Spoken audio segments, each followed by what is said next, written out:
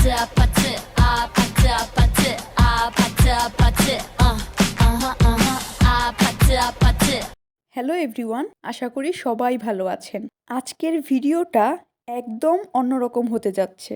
যেহেতু আমাদের কলেজের লেকচার ক্লাস শেষ হয়ে গিয়েছে, তাই আমরা সবাই মিলে একটা সেলিব্রেশনের প্ল্যান করি।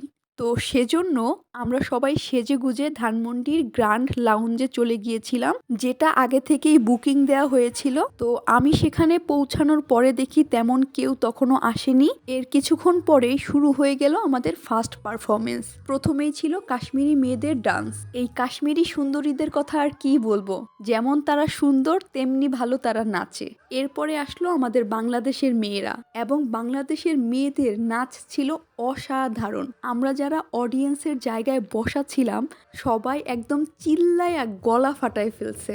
এরপর আসলো আমাদের নেপালি সুন্দরী ক্লাসমেট আস্মিতা।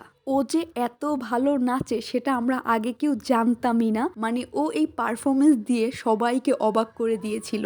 আসমিতার এই সুন্দর পারফরমেন্সের পরে এবার আসলো আমার বান্ধবীরা, আফরা, তামান্না, মিম, মিথিলা। ওরা সবাই খুবই ভালো নাচে। আমাদের কলেজের যে কোনো প্রোগ্রাম হোক না কেন, ওদের একটা পারফরমেন্স থাকবেই।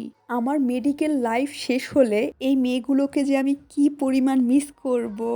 পারফরমেন্স শেষ হওয়ার পরে সবাই স্টেজে পাগলা ডান্স দিতেছে দেখেন। নাচানাচির পরে শুরু হয় চেয়ার সিটিং খেলা। খেলাধুলার পর্ব শেষ হবার পরে সবার অনেক ক্ষুধা লেগে যায়। যেহেতু বুফে সিস্টেম ছিল, তাই যে যার মতো খাবার নিয়ে খাওয়া শুরু করি। এটা ছিল আমার ফার্স্ট টাইম বুফেতে যাওয়া, আর ফার্স্ট টাইম হিসেবে আমি খুবই স্যাটিসফাইড। তাদের খাবারগুলো আমার এত মজা লেগেছে যা বলার বাহিরে।